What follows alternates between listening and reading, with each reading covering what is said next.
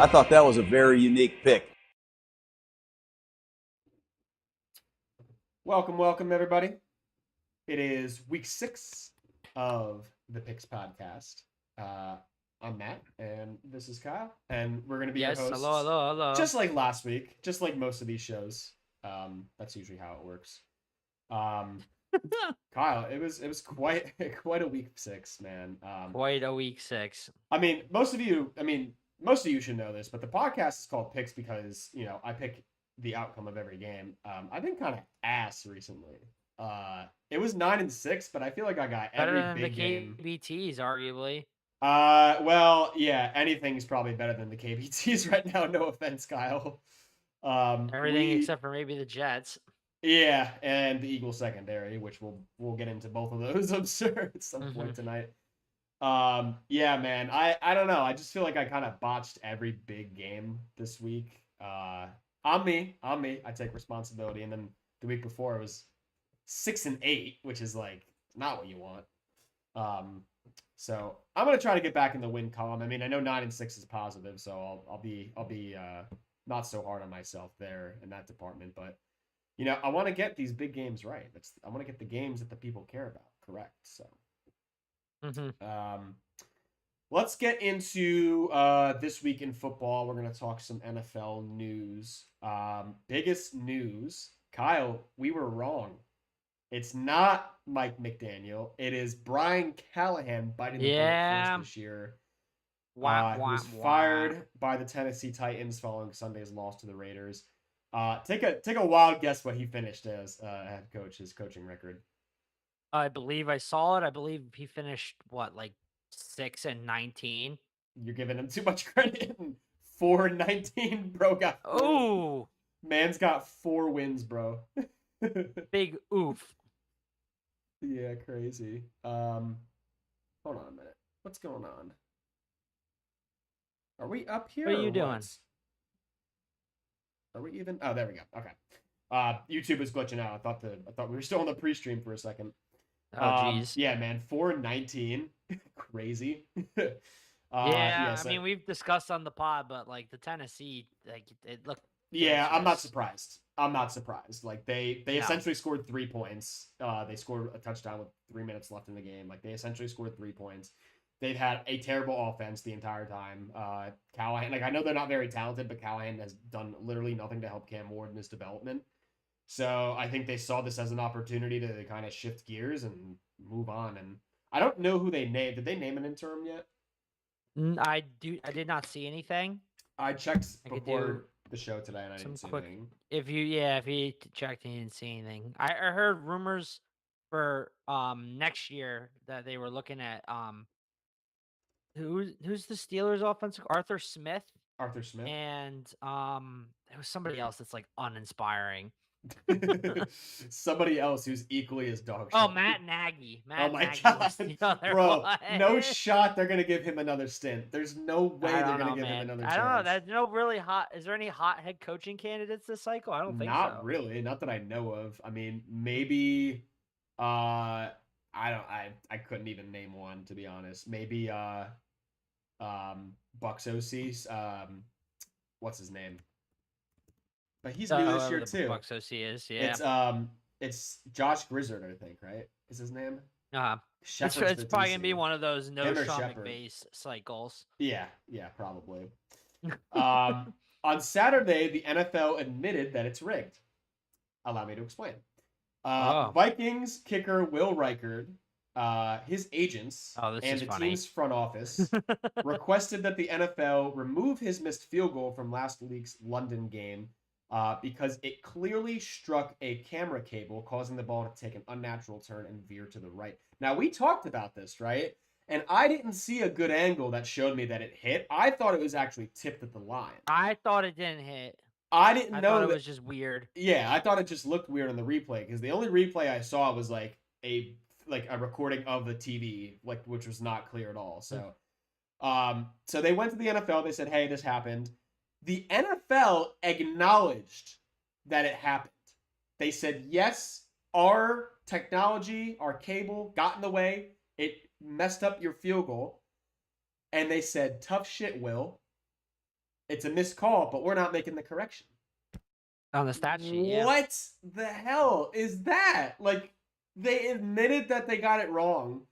Not only, like, all right, so you can't go back and do the game over again because, like, that changes the game. The Vikings ended up winning. I don't think that's why they cared too much. They won, so it didn't matter. It didn't matter. In the grand scheme. But, bro, like, what the hell? That's not okay. I don't know. The NFL officiating and stuff this year, low-key, been kind of shady.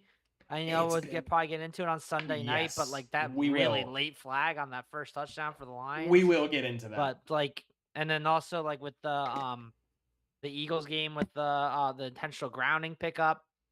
I think I've said before on this show, I just think that with how much money is involved with the gambling and all that, there's such a bigger spotlight on officiating, and having these inconsistencies in the long run is going to be really bad for the league. You got to stop moving your phone because you're giving me nausea right now. Please just put it down. Oh, sorry. I'm using my phone. I'm using a smaller laptop screen, and I figured it might be easier to use my phone to look at the stats. I've got okay, that's what you're doing. All right, that makes it. I don't know how that makes it better, but it somehow does.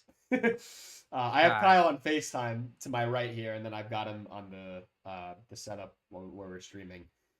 Yeah, I mean, I know we've talked about it before. I mean, I laid out a pretty good plan the other night, right, to kind of take down the NFL and force them to officiate better. This is oh my god, I just smacked my mic. What did I say in the chat the other day? It was here's how we beat the NFL. We collect enough gambling tickets that are affected by bad calls in favor of I said the Chiefs because the Chiefs game was on. But we collect enough gambling tickets that we have evidence of bad calls and people losing money on it. We file a class action against the gambling companies. Then we force the government to regulate gambling way harder because they're in bed with Vegas. And then the government ends up forcing the NFL to officiate fairly because they're making all this money off of Vegas and betting. That's how we do it. There you go. That's exactly how we do it. I'm so there for that. We'll wrap up quickly, and then I'll get into some of the injuries here. Lions safety Brian Branch was suspended one game after he initiated a scuffle following a kneel down in Sunday's loss to Kansas City. Slugged the crap out of Juju, man. That was just a full on, like, dude, what are you doing? Yeah, I mean, but did you see right before the part of it was like during that final drive when they were just running the clock out, Juju kind of did like a complete blindside on the back of him. Oh, I must have missed this.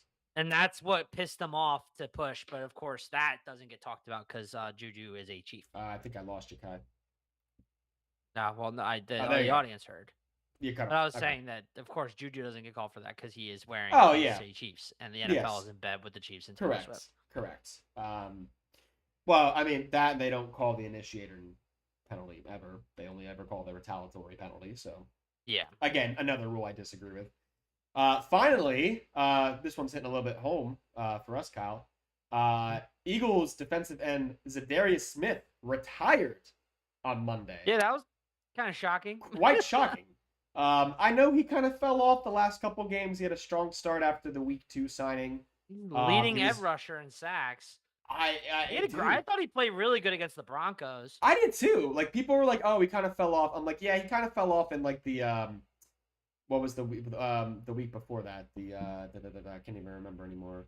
The Bucs game. He wasn't like too prevalent in that one. I thought he did pretty good. I saw him in the backfield a few times in that Denver game. Like, you know, like, and then the Giants game. I mean, whatever. But a lot of people were saying like he just didn't have it anymore, and like he was like, "Oh, like I had my second wind." What I heard through the rumor mill is it was his girlfriend or wife that pressured him out of it.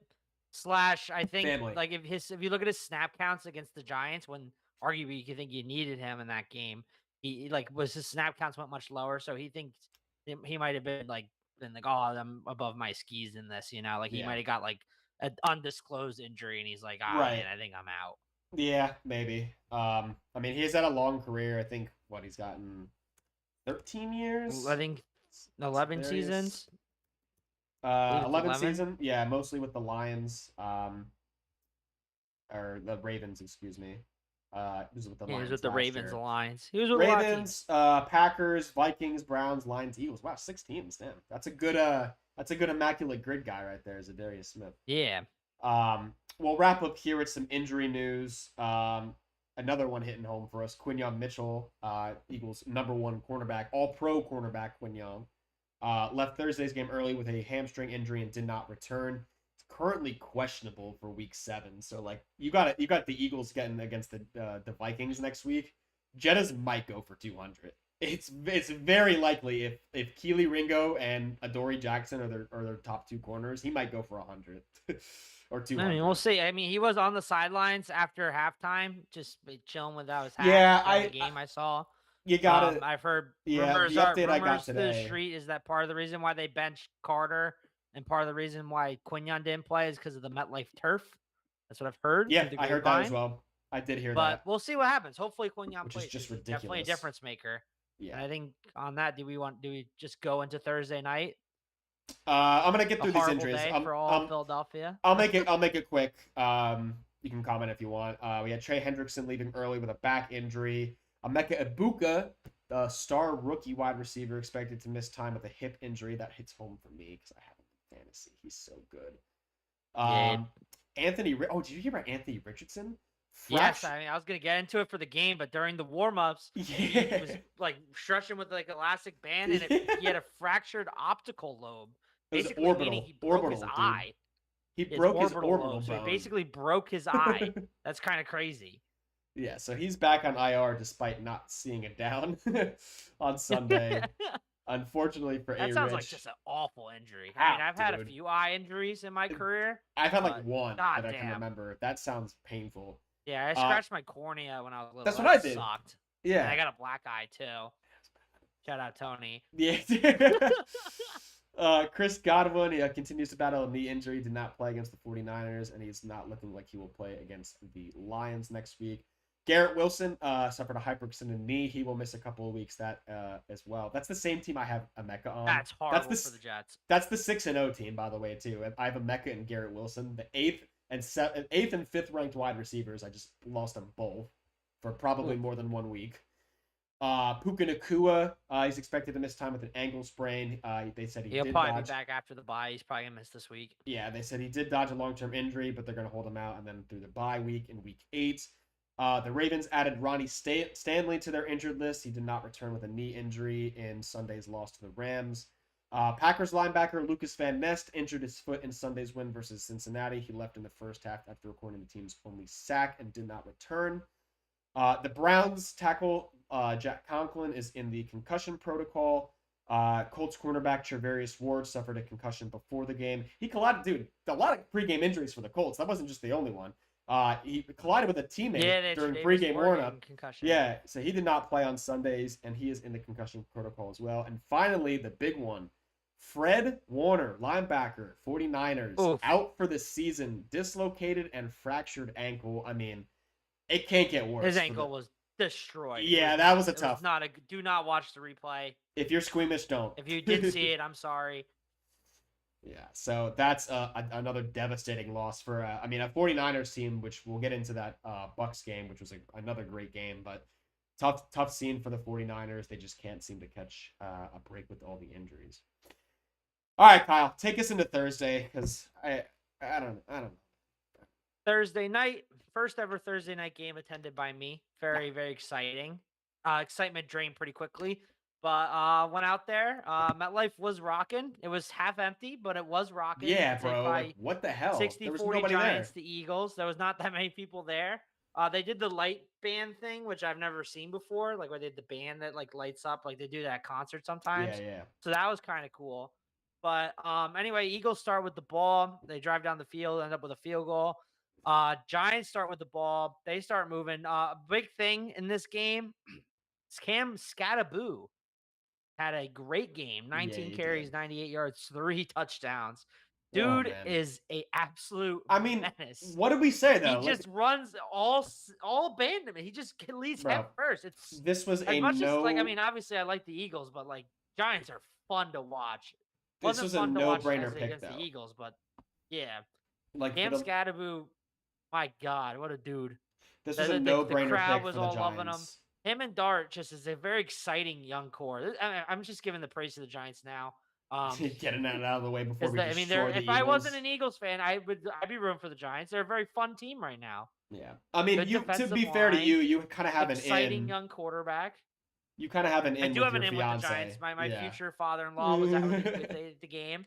He was very exciting. He was very happy. I'm Both sure. happy for him, but was not happy for me. I was not happy for myself. Not happy for the Eagles. But anyway though, but like the main thing was like Jackson Dart was really running all over this team. Yeah. They really couldn't contain him in the pocket, and then he just would throw to wide open receivers, even though they now with Malik Neighbors out, they really don't have a true number one. Oh man. Little Jordan Humphrey on that first drive, Lynn Jordan Humphrey, who was mistakenly called I think Jalen Hyatt by my future father-in-law after he was complaining how bad he was. Immediately makes a great play on, I believe it was Keely Ringo, but yeah, he boxed him out. Sparked the Giants crowd, sparked the offense. They were able to go down and score on their opening drive with the Dart rushing touchdown. Yeah, I mean Bond, I thought was on him there. I mean they had a spy, but I mean, hey, Dart made a good play, and like the rest of the secondary just did not pick up on it.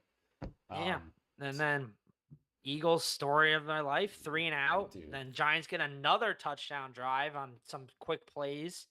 I think they had another long pass to Wan'Dale Robinson. Yeah. He ended up getting a really long touchdown as well. I swear to God, Keely Ringo, whoever he was guarding, he was so bad. Literally, like, dude, there was at least 5 feet of separation between him and whoever he was guarding.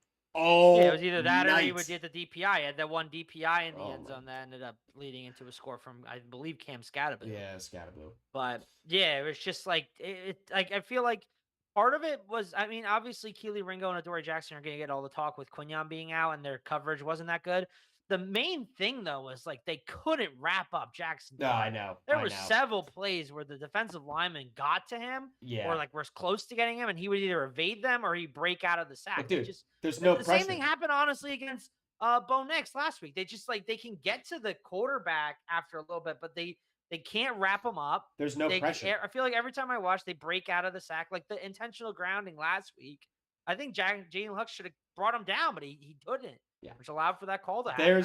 I think literally the pass rush is as big as an issue as the secondary. Well, if you go back to our preseason podcast, Kyle, I said this. I said the depth at the D line is concerning.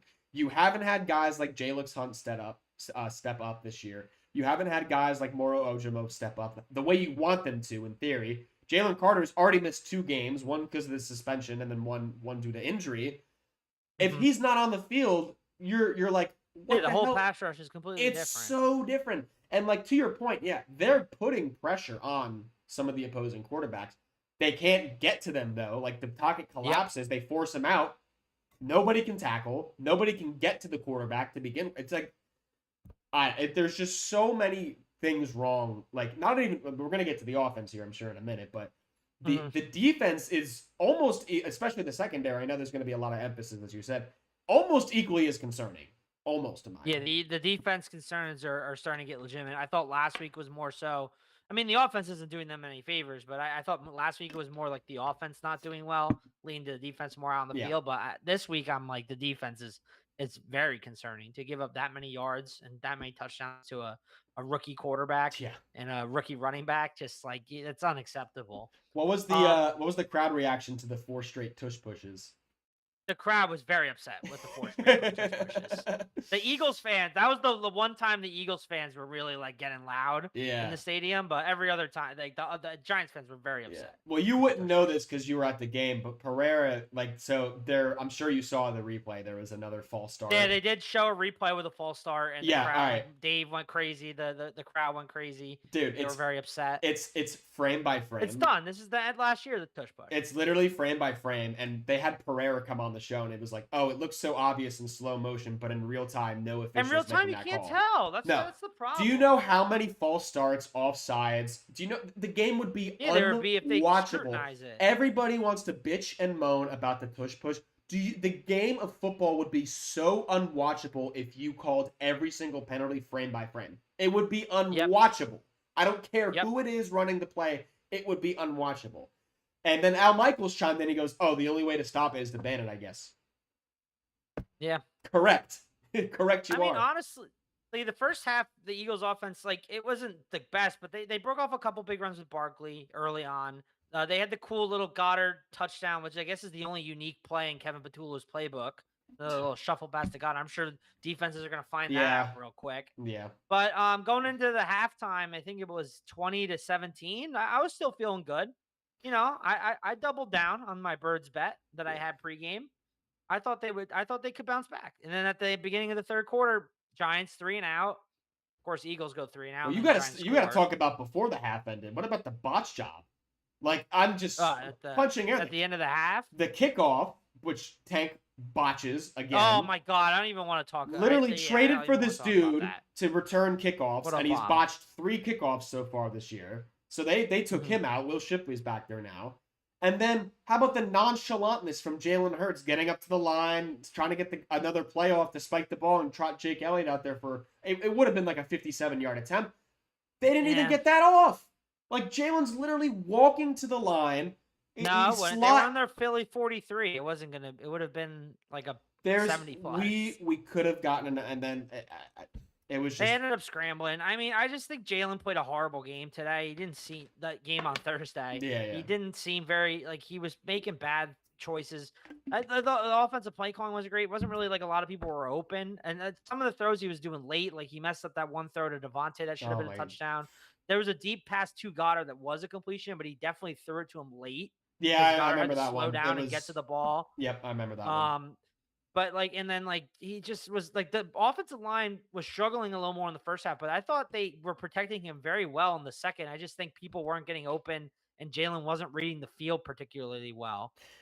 And honestly, I still think there was some encouragement signs on the offense. I think watching it back, I'm still annoyed with the predictability of it. Like, a lot of times I would just turn to Dave and be like, "Oh, that's a run. That's a curl." Like, it's just it's he must have thought biggest issue to me, honestly, is the fact that anytime they do motion, I'll get to the play now. So basically, anyway, Giants have a commanding lead. Eagles are trying to get back in the game. I think they're down by 10. Yes, you're right. Yeah, it was the fourth quarter. They're down by 10. They're driving down the field.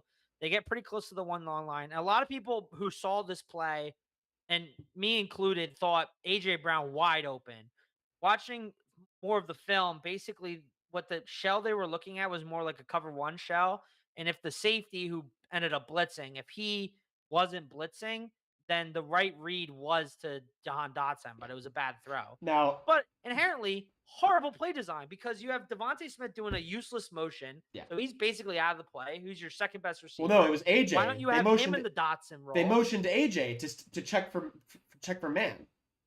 Like, why? Oh, and they also snap it with 2 seconds left. They can't even look, and the defenders even kind of lined off, so you should expect something kind of funky. But it's just if they did any kind of motion on there at all, other than that useless motion right at the snap with Devontae Smith, who honestly should be in Dotson's position, then you could have found out it was man and it was a blitz, and then AJ would have been the primary read, and it would have been a touchdown. Yeah, it's just there's just so much wrong that. It's just with maddening. Yeah, so as you mentioned, they're first of all they break huddle with 7 seconds left. So it's already, and that gives such an advantage to the defense, because they basically are they can time the snap. You're already putting your offense at a disadvantage. Correct.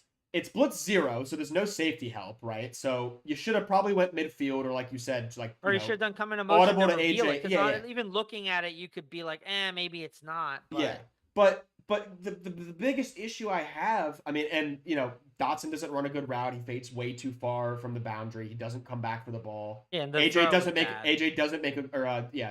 does not make a good throw. It gets picked off. It goes basically a foot field. But why is Jahan Dotson your primary target when you have your primary read on that? You have A.J. Brown, who's a great one-on-one receiver. You have Devontae Smith, who's also a great one-on-one receiver, who's a great 50-50 guy. Why? And then you're basically eliminating them from the play, because you're telling Jalen to roll out. You're not giving him enough time because you break huddle late to diagnose the defense. He probably should have diagnosed that it was blitz 0 and that there was going to be no safety help. When A.J. motioned out, the safety didn't follow, so it's all right, ding, in my head, he's going to be open, which he was. But then you're having him roll out to the right, and you're basically taking everybody out of the play. It's just so asinine. The play, it's not even the play calling, it's the play design.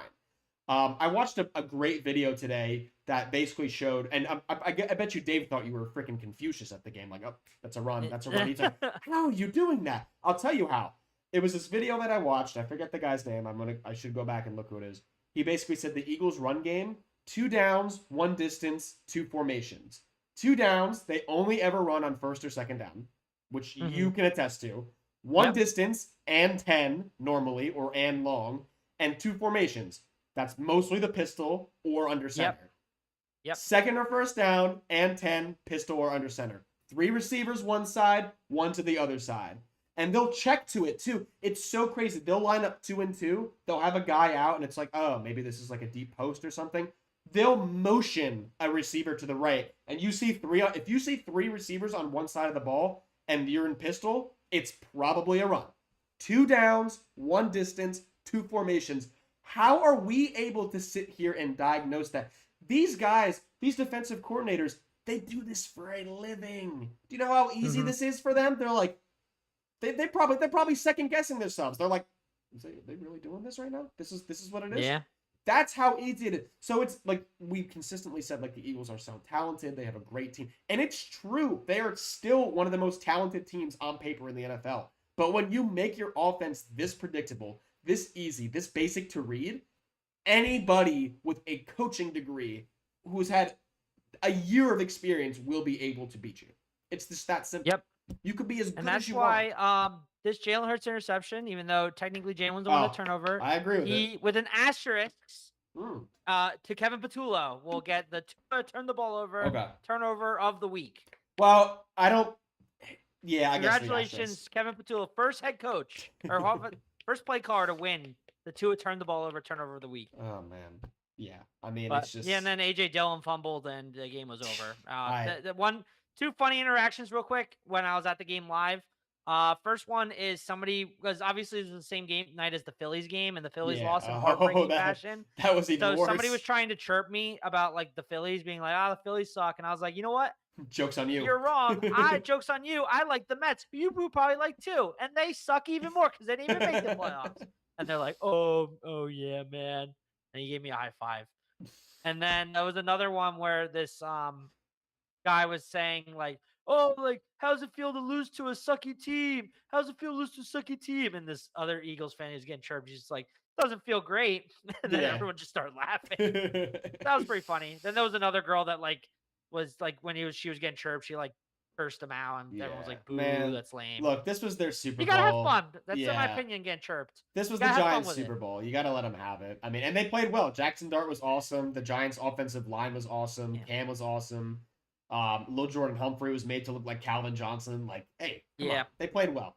Hey, Giants look good. I've been saying this on the pod a while that I think the Giants are a sneaky team. You want to hear a crazy stat? I think they're not as bad as people were saying. You want to hear a crazy stat real quick before we move on? Hurts is my crazy? Hurts at MetLife. I was gonna say my crazy MetLife stat, but you can go yours first. Jalen Hurts' record at MetLife Stadium in his career 2-5. That's like shocking for a guy that won like 18 out of 19. Like they just do so much winning. 2-5. No, he's won 3 games at. Oh no, the one game I went to, it wasn't him starting. 2-5, man, as a starter. Yeah. I was there for both the wins though. My record at MetLife for the Eagles is a losing record. The Eagles are currently 3-4 at games I've attended at MetLife, which is kind of gross. Giants have a winning record when I'm at MetLife though, 3-2. Good for Giants. All right, let's move on to Sunday. We'll touch briefly on this London game. This might have been the worst game I've ever seen. I can't believe I watched. That night I was like, God, the Eagles remind me of the Jets. And then we watched the London game and I was like, okay, well, they're not the Jets. The Jets remind me of the Jets. 13-11, Denver comes out with a win. This one was just all sorts of things that were barely considered football. Evan Engram had some good plays.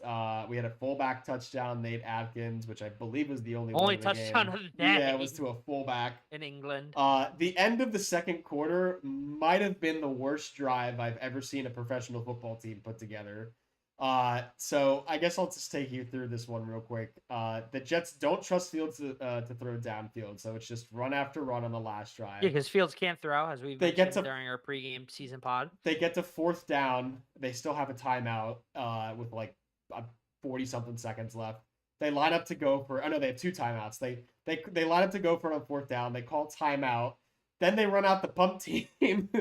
Then they do a fake punt when they barely get it, so the clock keeps running. Then they hand the ball off again. Meanwhile, they're like the 40 with like, a minute left. So it's like, why aren't you throwing the football? They run the ball under center again. Then field scrambles. Then they call their final timeout. Then they decide to do something that I was just completely blown away by, which is throw the football. They throw the ball, the guy stays in bounds, and they just take it to the half. It was the most confounding end to a half. Oh. Down 10-6, dude. Down 10-6. It was the most confounding end to a football game, I would say. 32 total yards in the first half for the New York Jets. Only 11 passing yards. It was just crazy. Crazy to me. Jets finished with -10 passing yards, which is the lowest. I think it was the 18th lowest all time in NFL history. Yeah. And it's the lowest, I think, since 1995. That's freaking 20 years. That's 30 years. Pretty bad. Oh my God, that's 30 years. That's pretty bad. Jeez, the halftime show was terrible too. I watched that. I mean, I don't know how good it could have been. Like they did not want to talk about the game. I wouldn't have wanted to talk about the game. I don't blame them. Kurt Warner was like live tweeting during that halftime drive, being like, "What is this?" As he's commentating, he was live tweeting about it. Being like, "I don't want to be." Dude, that's why he was on his phone, dude. Yeah, all they had to say was like, "Bo Nix is good, and the Jets have to throw more." Yeah, agreed. Oh my Lord. They ended up getting a safety. The Jets did. The Jets somehow had a lead in this game. They had an 11-10 lead. Garrett Bowles was called for holding in the end zone. Denver ended up. I mean, Fields is just such a statue, and the protection was just so bad. Oli Fashanu was getting blown up all day. Dude, honestly, Denver finished. Go ahead. Josh Wilson was guarded. Wilson being hurt scares me for the Jets. Oh my God! Wilson obviously was locked up by Pat Surtain. Yeah. If Wilson is like out for an extended period of time, they have no passing. Dude, how bad is it gonna get? Like, when is rock Justin bottom? Fields should be converted into. Justin Fields is very athletic. He's not a quarterback. Wide receiver? He should be a running back or a receiver. Oh, maybe. Dude, maybe they do. I was just gonna say maybe they do something like the Browns that one year. Yeah, do it Terrell Pryor. Where he's like the best option to catch the ball because, like he can't play quarterback because he has no he's the best person to catch the ball. It's like a paradox situation. Yeah, maybe. The Jets or the Broncos finished with 9 sacks in this game. I do want to give a quick shout out to Jermaine Johnson. He was very, very good in this game for the Jets. He was keeping them in it all day. I was glad to see him come back from that injury. But Denver had a field goal drive to take the lead back 13-11 with 5 minutes to go, and then the Jets just jetted the rest of the way. Dude, 45 passing yards for Justin Fields. He finished with 45 passing yards. 9 for 17. 9 for 17. But mind you, right, this is not including the net yards with the sacks. -10 passing yards, dude. Boy. When is rock bottom? That is the question. There's always it's an unstoppable pit. It will never stop going down. I think it's a black hole. I think this is what a black hole looks like. The Jets are the embodiment of a black hole. I agree. I have no idea. It's been. I'll give you one last thing on this one. It's been 5,000 days since a New York sports team has won a championship in the 4 major sports. As of today, it's been 5,000 days. Crazy. The Giants being the last one in 2012. Well, when you called what about the New York Liberty? You know, I said 4 major sports. Women on this podcast. Hey, we respect women. Basketball is a major sport. I said 4 major sports. You know, you should say more major men's sports because we respect women on this pod. Not gonna. Or have you forgotten? Oh no, we're big pro women here. We're big pro women. Cody Brown wants me to bet Quinyon Judkins this next week. I'm not doing it. Yeah. All right, Kyle, take us to Sunday. Let's start with the Cardinals and Colts.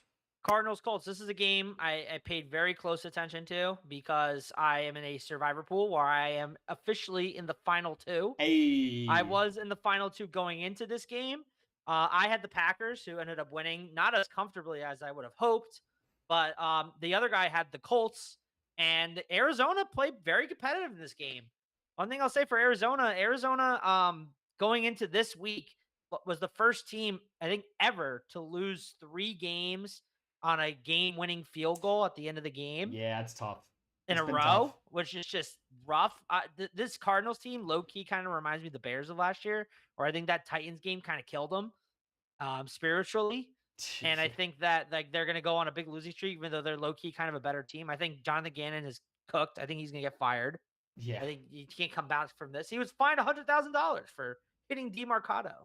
which is stupid, dude. It's like what is this? What is this? High school ball? Like these guys are professionals. Like, come on. Also, like what an indictment on Kyler Murray. I think the last time Kyler Murray played a game where he would have had 2 touchdowns and over 300 yards, like Jacoby Brissett did, I believe was like 4 or 5 years ago, like 2020. Yeah, I didn't mention this in the injury report at the beginning of the show, but Kyler Murray did not play in this game. Yeah, he has a foot injury. Foot injury kept him out. Jacoby Brissett got the start. Dude, Jacoby Brissett. I mean, what the heck? Where did that come from? Like 320, 2 touchdowns. I mean, he threw 44 Dude, times. I think the Cardinals, like I said in the preseason, I was high on them. I clearly was wrong. I think a lot of times with teams when they lose close games, when you win a bunch of close games, everyone's like, "Oh, it's good coaching." When you lose a bunch of close games, that's on bad coaching. Yeah, so I mean, I tend to agree. Gannon's not that good of a coach. I tend to agree, but I also kind of relate more to the first point you made, which is like the Bears situation last year, where like, I mean, dude, you lose to the Tennessee Titans, who just fired their coach. They just put up essentially 3 points of offense. Yeah, and the way you lost too, just an absolute like demoralizing loss. And just the way you lost, like, I think that's harder to come back from than actually making adjustments for, all right, you're not gonna have your starting quarterback. You'll lose your wide receiver 1 during the game. Mm-hmm. I think the former is definitely harder to come back from. Like, that's a crushing, like that just sucks your soul out, man. Yeah, but Colts end up coming back. They end up winning this one. So Colts, I think they're legit. I mean, right now they lead the league in point differential. They're currently 5-1 top of the AFC right now. I can't believe that. I know Daniel Jones has an interception in this game, and I was rooting against it, but Jonathan Taylor, offensive player of the year right now, I would say. And Tyler Warren has been solid as a rookie tight end. I just think that this team, I think they're, I know, like, obviously it came out of nowhere, but I think they have great coaching. I think they have a solid defense, solid offense. I don't know. They're a lot like the Vikings last year, to be honest. Not even, hopefully bro. Danny Jones doesn't turn into a pumpkin. Not even. I think this team's a Super Bowl contender. The Vikings were not blowing teams out the way the Colts were this year, and I know that the Colts have benefited. Good teams do. I know the Colts have benefited from somewhat of a lackluster schedule. Though, oh, you guys were losing to the Cardinals for most of the game with Jacoby Brissett. They came back from behind. They had a 9-play, 66-yard game-winning drive. I don't care who you're playing. That's impressive. And the fact that we're sitting here in mid-October and the Indianapolis goddamn Colts have the best record in the AFC is telling. It's telling. Yeah. I likened this last year to the Saints had a hot start last year. They were blowing teams out. They blew out the Cowboys. I forget who they blew out in week 1. 2-0 is not easy, but you get into mid-October. The injuries, that's when the injuries start to pile up. You've already seen that affecting the Ravens and now the 49ers. Your game plans are on your plays and your formations. Those are all on tape now for a few weeks. They're still winning. That matters in the NFL. That's the only thing that matters in the NFL at the end of the day is winning football games. And they're winning. They're winning convincingly. Yeah. I think they're a really solid team. I love Tyler Warren, dude. I love Tyler Warren this year. I think he's in rookie of the year conversation. Oh yeah, Ibuka's out. I was gonna say I don't think Ibuka's gonna miss too much time. I think it's gonna be probably a week or 2 at the most. But if Ibuka was not having the year he's having in that Bucs offense, I think Warren is easily defensive offensive rookie of the year. I think easily. Yep. Yeah, I mean, to your point on the Cardinals too, big knock against Kyler Murray because do you know the last time he had 300 yards? I can't remember. It was several years ago. Yeah, I can't remember the last time he put up and he did that without Marvin Harrison too. Jacoby did. So, yeah, Marvin Harrison left this game with a concussion. A lot of it was Trey McBride. I think he finished with 8 catches. Trey McBride had a great game. Finally scoring. Yeah, touchdowns. I mean, I was hoping the Cardinals were gonna win. Cardinals let me down 3 weeks in a row.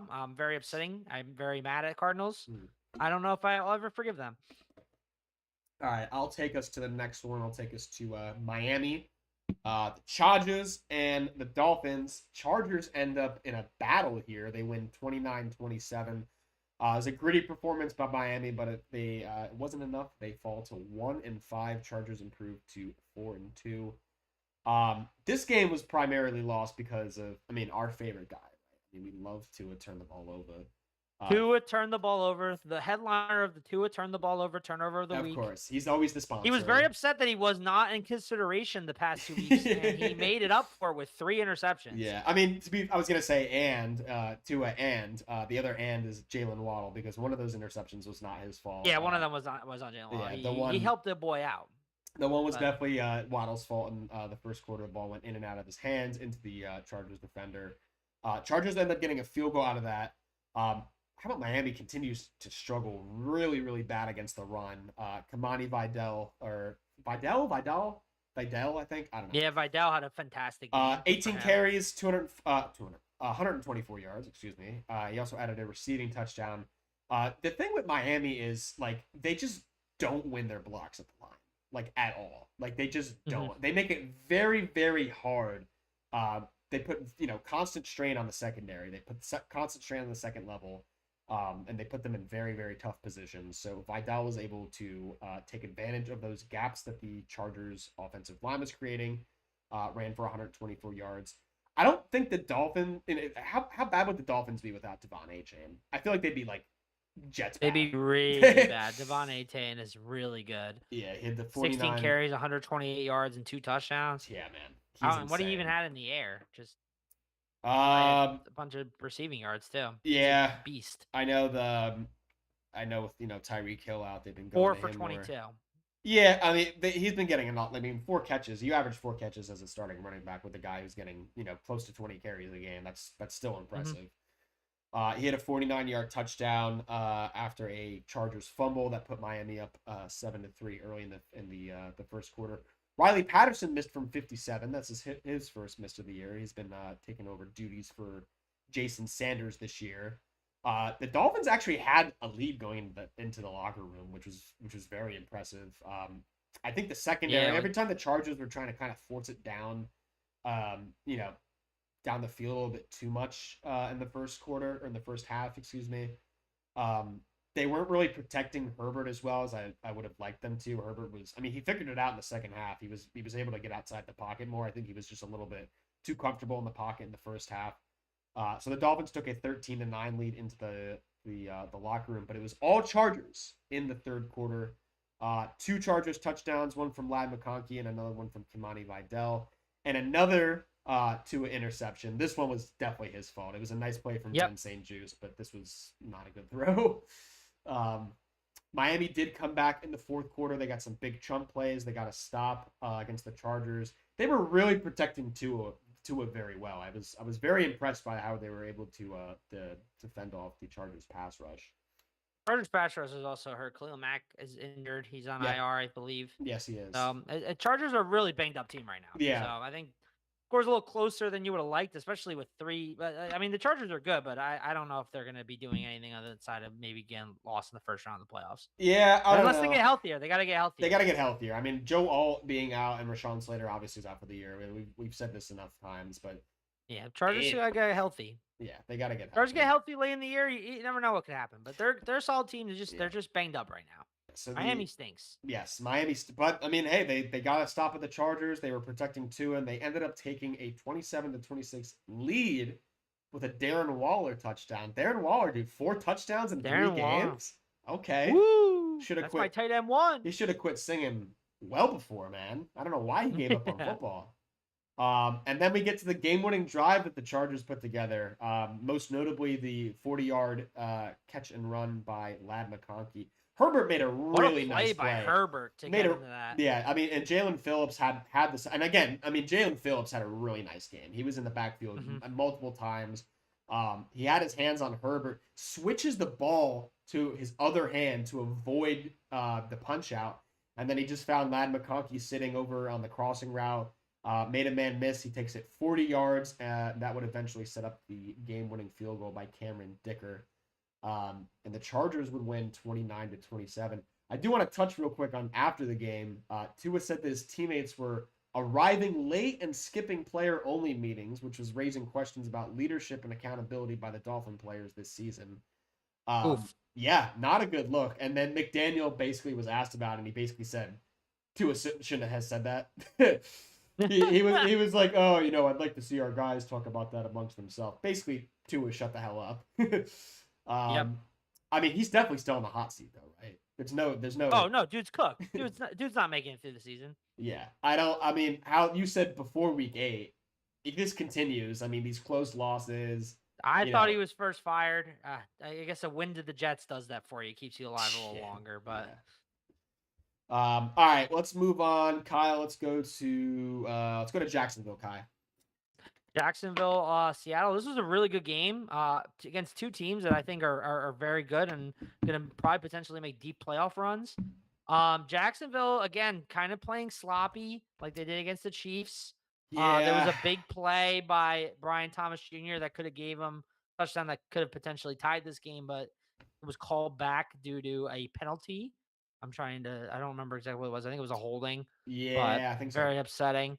It was would have been a really nice touchdown by the Jags. He had a nice game though. Finally, he looks like his old self. Honestly, he had some really good catches. Me as a fantasy owner, plays. Dude, I'm like, finally, that's what we've been waiting for. Yeah. Hey, finally.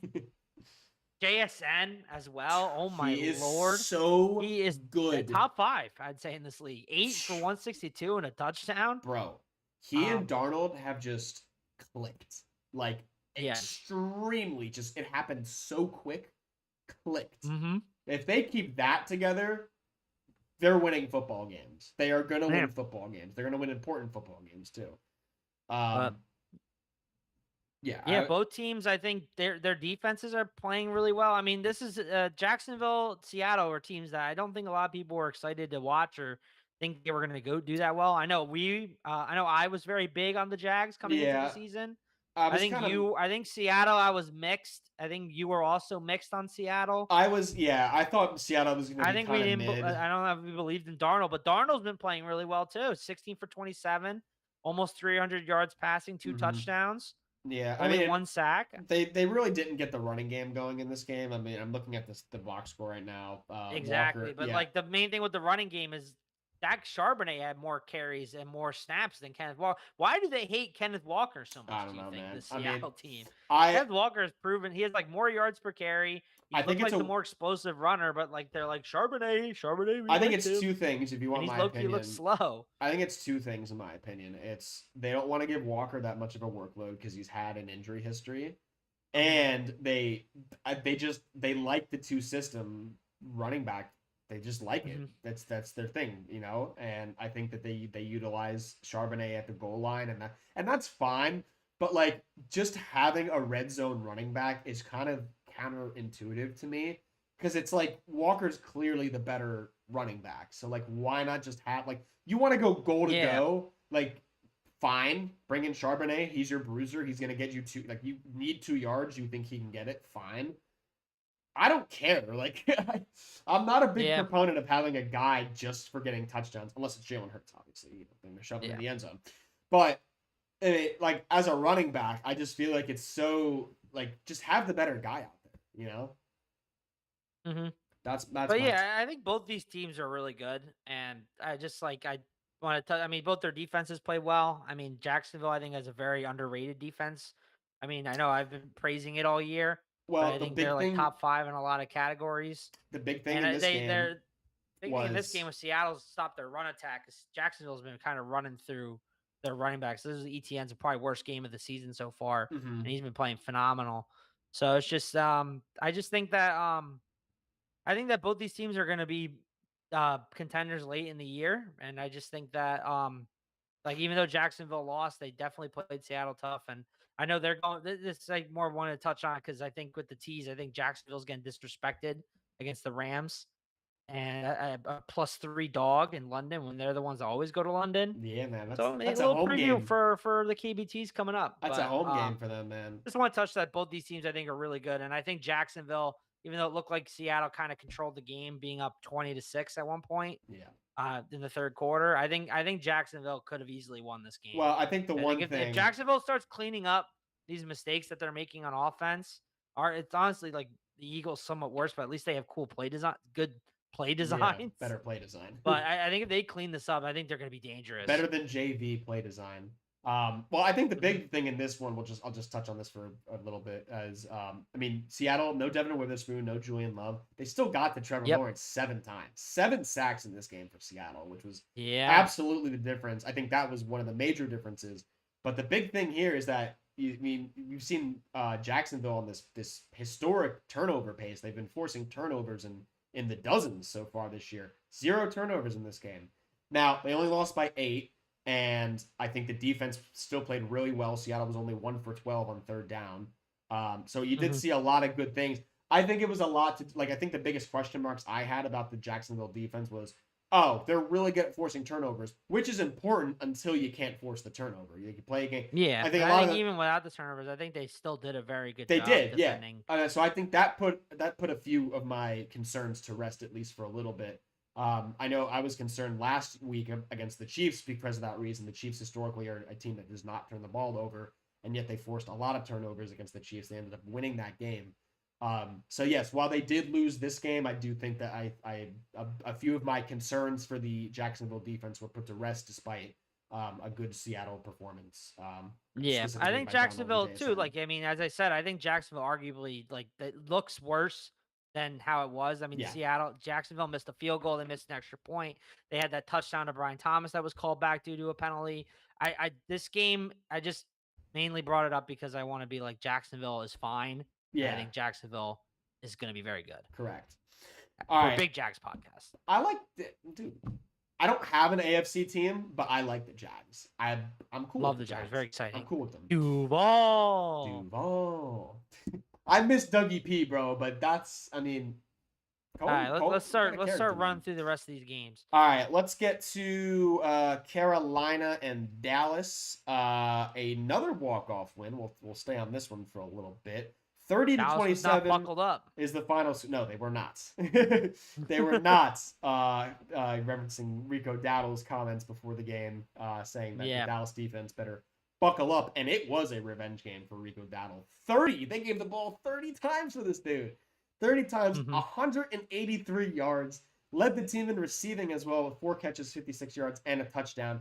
Bro, where does Chuba fit in when he gets back from injury? I don't know, man. I don't like Rico Dowdle's just going off. You can't get this guy off the field. You can't do that. He looks so much faster this year. He's always been a patient running back, and I think I don't know. I think the Panthers' offensive line kind of just plays into that. You know, we can give you holes if you wait, and for a guy who can turn it on a dot like Rico Dowdle, that's great. You know, here's a theory I had. I was thinking about this. What if you trade Chuba Hubbard to a team that needs a running back, like the Kansas City Chiefs, and you get D-line depth because they desperately need more pass rush? They do need more pass rush. Their run defense, low-key's been very solid this season. I mean, they only let up 31 yards. Yeah. 29 to Devontae Williams and then 3 to other people. But their pass defense is terrible. It's George Pickens went off 9 for 168 and a touchdown. Holy crap. I mean, he's absolutely he was the main show, honestly. Nobody else had more than 35 yards. Yeah, he's absolutely. And they hit the hurdle over J.C. Horn, too, in the first quarter. What a play. That was sick. I mean, I think the Cowboys had a couple of missed opportunities early on. He had Ryan Flanoy. He dropped that touchdown on 3rd and goal in the first quarter. And then you had the Tet McMillan uncharacteristically. It's crazy that we're saying uncharacteristically for a rookie who's playing in his 6th game, but it is. He dropped the ball that resulted in a Bryce Young first quarter interception. Cowboys scored a touchdown on that drive on the first play of the second quarter on 4th and goal. Hunter Lipke, first career touchdown. The fullback, another fullback, showing some love to the fullbacks this Sunday. Jake Ferguson also added a score in the second quarter. That was his 3rd touchdown in 4 games. How about this Xavier Leggett play, dude, where he's trying to pitch it to Rico Dowdle? Oh, Did you see that was gonna win the Tua turnover Oh my turnover God. week if that was a turnover. So that was really close. He gets like a little screen pass, and then he sees Rico, which they said it was a backwards pass or a lateral. I didn't think it was, but that's what they said. Carolina ended up recovering it, but it killed the drive. Yeah, I don't know what he was thinking there. The Panthers did get some big chunk plays that led to the Dowdle touchdown. He was wide open. The Cowboys took the lead on a Pickens touchdown. He just outran everybody. I mean, he looks so good. I mean, and I kind of nailed it right with CD there. He's going to get a lot of money this offseason. Yeah, but here's the thing. You have to remember how the Cowboy offense operates. And I'm not trying to knock CD Lamb and just saying, oh, any guy could do it. George Pickens is a very talented wide receiver. There's a reason. No, I'm saying that the fact that he's putting up these numbers as the number one, he's going to get a lot of money. Correct. That's the overarching point I'm trying to make. But like with CD out, yeah, when Cowboys, CD comes back, he's not going to be putting up these numbers. No. I mean, he was very, very pedestrian the first few weeks. CD will. Yes. No, CD will. I'm saying Pickens was very, he was putting up very pedestrian stat lines when CD was there. And I think that probably will be the case when CD gets back if he's fully healthy. Yeah. Ted McMillan scored again. Oh, I did mention Ted had his first career touchdown earlier in this game. Yeah, he scored again in the fourth quarter. Panthers took a 27-24 lead at that point. The Cowboys answered with a field goal with 9:30 left in the fourth quarter. The teams exchanged 3 and outs, and then with 6 minutes left, Carolina got the ball back, and Dallas never touched it again. It was a very, very, dare I say, Eagles-esque drive there by Carolina at the end of the game. Carolina, yeah. Nickel and dime their way all the way down the field, and then Ryan Fitzgerald came in for the 33-yard game-winning field goal. I think this is arguably one of the biggest wins for David Canales in his tenure in Carolina. This was a huge, huge win. Yeah, big statement win. Carolina undefeated at home. Undefeated at home. I know it's not, I wouldn't go as far as saying a statement win since it's the Cowboys, but this is their third win now in 4 games. You had the 0-2 start. I think you had a lot of expectations coming into the season for Carolina.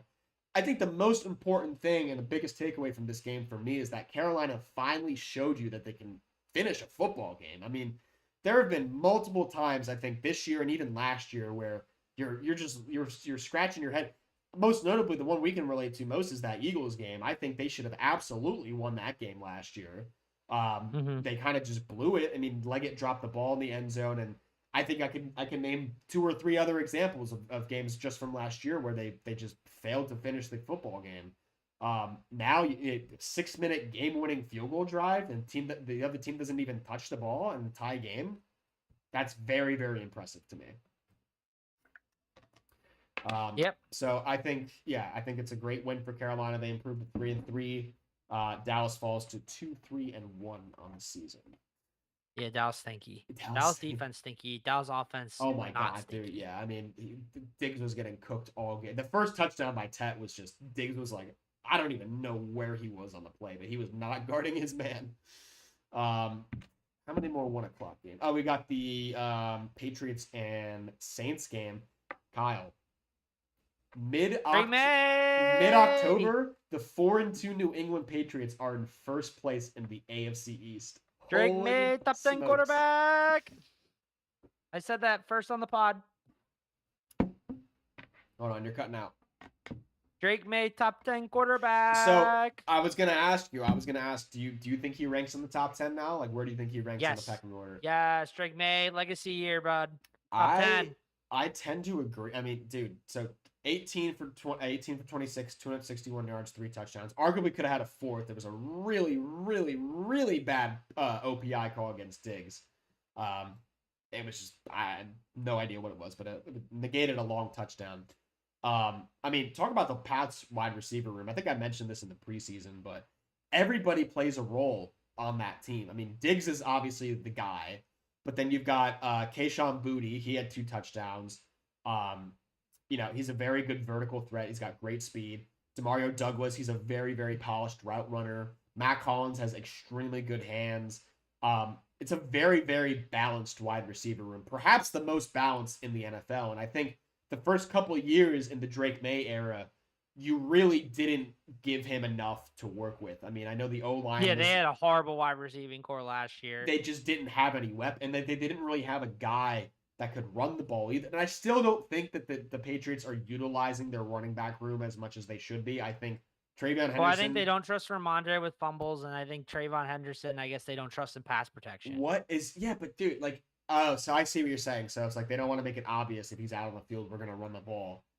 You could go a 2 tight end or a 2 running back set. You could do something like that and just make sure that you have extra protection. I don't know. I just think that they don't really trust their running backs that much. I think you need to be giving TreVeyon Henderson at least double-digit carries again. I think he's that good. Mm-hmm. If he's you definitely have to, better, but if you have to sacrifice, another wide receiver to do that, I know that kind of goes against what I've been saying with their wide receiver room being so balanced. I like having all those guys on the field at the same time. You have to establish the run game, though, and especially later in the year, it's going to be very, very important. It's going to be very telling to see how the Patriots can get their running backs, implemented into the game and effectively. Because as you said, Ramondre's got a huge fumbling problem, and I don't think that's going to go away personally. I think you got to get TreVeyon involved a lot more. I think you need to see more of him. If you have to put 2 running backs on the field at the same time to do that, so be it. I think that's an adjustment that the Patriots can make. But I think Patriots are going to go on a run. Their schedule's very easy. It's very, dude, yeah. Do you have it up by chance? I'll pull it up real quick if you want to keep talking. It's crazy. This is the best Pats start since 2019. I'll touch on the Saints real quick because Spencer Rattler. They got the Titans versus Browns versus Falcons at Bucs versus Jets at Bengals. Wow, that's 5-1. That's 4-2, 5-1 territory. 4-2 at minimum. Yeah. Then Giants, Bills. Oh boy. Oh damn. Ravens, Jets. I'll touch on the Saints real quick. This was a 25-19 game, by the way. It was pretty close throughout the most of the game. Spencer Rattler looks better each week. He was 20 of 26. He was very accurate in this game, 227 yards. Main takeaway for New Orleans is that they just could not establish the run. Kamara only got 10 carries in this game for only 31 yards. They just keep settling in the red zone. Blake Grupe had 4 field goals in this one. A lot of them were within inside the 20-yard line. I think there were 2 inside the 20, and then another one from 48 and a 50-plus one. But they just keep settling, man. They just can't finish drives. The Patriots in first place in the AFC East in mid-October, heading into Week 7. I will breeze over quickly the 2 other 1 o'clock games, which was the Rams and Ravens. Rams take this one 17-3. This was boring, dude. I was actually very... It was a boring game. Rams, low-key, I thought they were going to blow them out. I was surprised. They should, because the Ravens defense made up. They did not. I was so surprised. I know Puka was hurt, but I'm not that surprised, though, because as I've said on this pod, I'm very low on the Rams. They have not really shown me much, to be honest. I don't like them against Jacksonville next week. I mean, was it more like them this is a game down? They should have blown them out, and it didn't really. It technically took them all the way till the third quarter to get something going. I think it was like they played very down in their competition in this game. Yeah, Puka got hurt. Dude, I don't know what they shot him full of ketamine or something because he was like he couldn't even walk by himself. He needed 2 players to carry him in the locker room, and then 10 minutes later he's out there jumping around on the sidelines. He has an ankle sprain. He's probably going to miss time, as I said in the beginning of the show. He's probably not back until at least after the bye, because next week they go to London and then they have a bye, and then I think they come back to play the Saints. Yeah, the Ravens did look a little bit better on the defense, but the offense was still just absolutely terrible. Baltimore ran. Derrick Henry finally did something. Yeah, he was actually involved in this game. It was very good for him. Baltimore ran the tush push twice at the 1-yard line and didn't get it, and then they went for it on 4th down and they didn't get it either, which was just very, very, very, very hurtful to watch. So they fall, dude, 1-5. Oh my God. Oh boy. Who saw that coming? Because I don't know, man. I did not Season see this from hell coming. for the Ravens. This is a team that had Super Bowl aspirations going into this season, and they are 1-5. Now let's see what happens when Lamar gets back. They're going on their bye. Lamar should be back after the bye. They have a very easy schedule coming up. They have a pretty easy easy schedule after that. So I don't count them out just yet. Have faith, Ravens fans.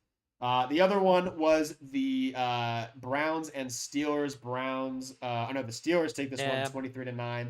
Yeah, the outcome of this one was never really in doubt from the start. Dylan Gabriel was sacked 6 times. Dude, he got hit 16 times. Kyle. Gabriel threw the ball almost like 50 times. What are you doing? No, he did throw it. Like, even if you're passes. Down a lot, like run the ball.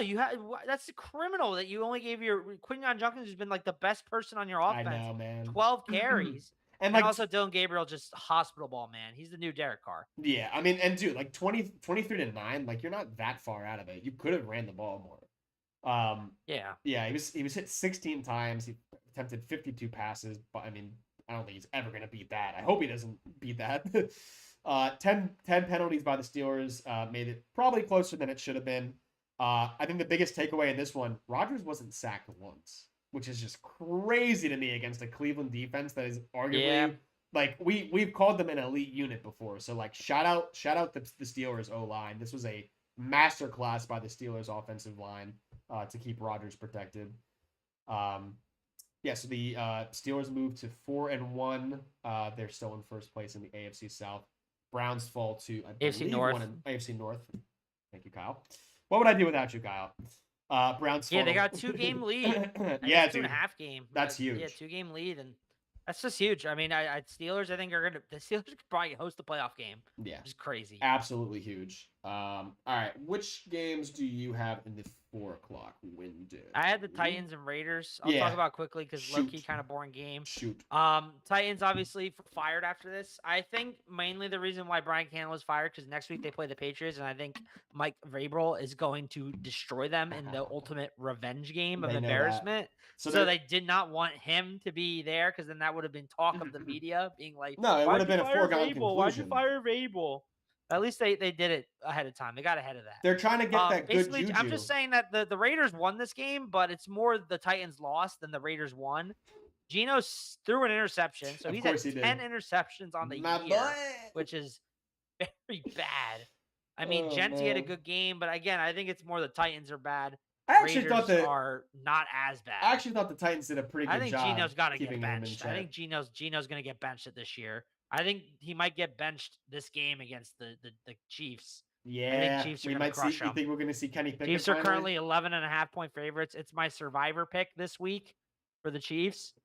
But Geno's just been playing awful ball. Yeah, he knows it. He keeps bringing it up in the press conferences, but like he's playing awful. Not really doing anything about it though. He also had a fumble that got returned for a touchdown that got called back. It was obviously a forward pass, but I actually think the Titans did a pretty good job of keeping Gentry mostly in check. He only averaged 3.3 yards per carry. He didn't really have too many explosive runs. He did end up with 70-something yards, I think. I mean the Raiders' O-line is not very good. No, it's not. Tennessee continues to fail to establish the run game. They have the second worst run attack in the league behind the Cincinnati Bengals. Yeah, I think they fired Callahan because they didn't want the juju for next week. They wanted I think they didn't want the juju for next week. I mean, I think the Patriots are going to win. I think the Patriots are I do probably too. Still. But I think they did it to get ahead of the media narrative, being like, "Oh my God, why'd they fire Vrabel?" Yeah, right. 100% why they fired him. Also, I mean, he was bad. He was a bad coach. They were cancerous. Correct. But also, what did NFL teams keep doing this? They have a lame duck coach. They draft a rookie. They fired the lame duck coach. I don't know. And it just fucks up the rookie's development. They do this. They did this with the Bears. The Giants arguably did it. But I mean, let's see though. The Bears was a little different. The Bears was different because everybody knew Eberflus was a freaking loser. But everybody knew Callahan wasn't good. I knew Callahan wasn't good. It's hard to fire a guy after one season. I mean, 3-14, granted, was just absolutely terrible last year. But I don't really think that the team put him in a good the GM didn't really put him in a good position to succeed. Oh no, I agree with that. But I think that his answers to the questions with the field goal and not knowing the rules. Oh no, that's bad. Yeah, no, that's a red flag. That's inexcusable. That's a red flag and a half. Yeah. I guess I can. Do you want to quickly recap the Packers game before we get into? Packers. Only good Joe game at 4 Flacco's o'clock? Doesn't really mean much for the Bengals. He still got it, man. I don't know what's going on with the Packers. As we said, I thought they were the best team in the NFL. They're in a bit of a funk. 2 weeks. They're in a bit of a funk. And now they're just kind of not that good anymore. I mean, you look at the box score here. The Packers dominated the box score, but Bengals hung in there. And it wasn't it was 10-3 going into the fourth. It was, so the final score of this one was 27-18. It wasn't like it was 10-7, I should say. 10-7. It wasn't like it was 27-3 entering the fourth quarter. This was a somewhat close game. The Packers took a 9-point lead with 5 to go, and you're like, all right, it's probably over. But it wasn't over until the fourth quarter. Like, you know. Mhm. So, I mean, thank God No, I think Flacco. Flacco makes the Bengals a little more Thank competitive. They're God he not only like got a sacked once, dump dude. spot. My Yeah, I God. know. Much to the dismay But of I Packer think fans, I'm the sure. Bengals are a little more feisty, but I don't think they're not gonna win enough games to make it No. worth it for Joe to come back. And I doubt Joe's coming back to begin with. Yeah. Do you know they're only averaging 57 yards on the ground? The Bengals. Yeah, because they have like their O line's Crazy, terrible. crazy to me. What we gotta mention McPherson, who broke the record, dude. They broke the record, but Matt LaFleur Matt calls the timeout. dude. Oh It was no! before the half, right? Yep. Dude, Evan McPherson broke the NFL record for the longest kick of all time, 67-yarder, which is just absolutely Going crazy. off the upright to get in. Bro, and then the loser calls a A timeout, loser who hates ices history. him, yeah, and then he missed the next field goal attempt, which is just heartbreaking, man. Gross. Heartbreaking. All right, Kyle, take us to Tampa Bay. This was a great football game for the most Tampa part. Bay, what a phenomenal game here. The Buccaneers win 30-19 against the 49ers. Back and forth, a lot of exciting plays. I mean, I think the Niners at this point, they're just dying. I mean, they put out all the stops against the Rams last week to win. I feel Mac Jones, 2 interceptions. Brock Purdy didn't play in this game. Fred Warner, obviously, his ankle blown up. So the Niners have lost their 2 best defenders after an offseason where they lost a lot of defenders in free agency. I mean, I think the Niners are good, 4-2, and they have a great coach. And I think they're going to make the playoffs, but I don't know if they're really a Super Bowl contender at this point. Yeah, I think they're in a tough position, right? Because I think Mac Jones is doing the most, though. I gotta say, I mean, another 300. He is playing very well. Another 300-yard game in this one. No touchdowns, but their first rushing touchdown of the year by Christian McCaffrey. Yes, they finally got on the board on the grounds. Your boy had Mac Jones 300 plus, by the way, which was a juicy plus 220. Awesome. Ooh. Which was probably the only bet. Yeah, it was like the only bet I hit on Sunday. As you saw, I had some bad beats on Monday as well. But yeah, it didn't really matter. It's tough because Mac Jones, he does have a cannon, and he's kind of a loose cannon in my opinion. He had the 2 interceptions as you mentioned previously, but it's really tough to stay consistent and play as a team when you just have that many disruptions, right? You have so many injuries, just like coming in and out of the lineup. You have a bunch of different guys getting rotated, and you just lost the captain of your defense, right? Like that. I think you can get over some of the injuries, like, you know, kind of that next man up mentality. You lose the captain of your defense, and that's kind of tough to come back from. So I think you're probably right. I think that the 49ers are still on a trajectory where they're playoff bound, and they should probably still get there because their offense is just that good, and the Shanahan offense is just that good. But I mean, holy crap, does this Tampa Bay team feel like they're made to make a deep playoff run if they can stay healthy? Dude, Baker's my MVP right now. Yeah, I think he's been playing phenomenal ball. I mean, did you see the interview with Tez Johnson, the rookie, when he caught the touchdown and he heard them chanting MVP, the MVP? And they thought it was for him. Oh my god, yeah. He was like, "Oh, why did they chant MVP for me? Like I haven't done anything." And then like Sterling Shepard's like, "Dude, for Baker, you dummy." Oh my god. I mean, yeah. I mean, his stat line was pretty. I don't want to say pedestrian. It was still a good stat line. 17 to 23. 256 for 2 touchdowns. Yeah, which is still really good. How about the run he had? The 15-yard run, man, on 3rd and 14. Oh dude, my god. Phenomenal, bro. Was that an MVP moment? That's an MVP moment if I've ever seen one, for sure. Baker just does. He's got that aura, man. I don't care. He does. Like, he really does. Like, you want to throw. I mean, at this point, right? Like, who else is in the conversation? I think Daniel Jones, Jared Goff. You're not going to agree with this, but I think statistically wise, Dak Prescott's probably up there. He's going to get votes as well. He's not going to win it because of his record. They're not going to have a. They're not going to have a good. Basically, to get the MVP award, you have to be like over 11 wins. I agree with that. So I mean, at this point, right? The 5-1 Buccaneers, they're red hot. I know they've lost Ibuka now. Bucky Irvin. I think Baker's the front runner. I think it has to be Baker, right? I mean, he's just so like he has the stats too. I mean, he's top 5 in passing touchdowns, top 5 in passing yards, top 10 in QBR, I think he's like top 2 in passer rating. I know QBR is the metric I like to go off of. Right now, the betting live odds right now, Don't tell me Patrick Mahomes is number 1. Yeah. Then Josh Allen, then Baker Mayfield. They are plus 200, plus 275, plus 350, respectively. Next guy is Jared Goff at plus 1,500. Yeah, Goff's probably up there too. But I mean, God. Drake May, sneaky guy. Yeah, Drake May is coming up there too. But I mean, does this Bucs team they're gonna be a problem in the postseason? They're a fun team to watch. It sucks that they're in the NFC and they're like an Eagle foe, but they're really fun to watch. I mean, 5-1. Their only loss was to Philadelphia, which was at home. Which was, I mean, now you say that you see the way the Eagles are playing football. Very, very surprising, right? I mean, I guess it was an early season game. I think these two teams play each other. I think the Bucs probably massacre them right now, to be honest. Yeah. But yeah, I thank God the Eagles got that tiebreaker. I really, really like this Bucs team. Come January and February, I mean, they're really banged up though. They are. I think they'll get healthy. I don't think Ibuka's going to be out that long. I hope Bucky Irving's going to come back soon. Rashad White stepped up in this game. He was pretty good. Ibuka's probably not going to be back until late. Yeah. When's their bye? Week 9.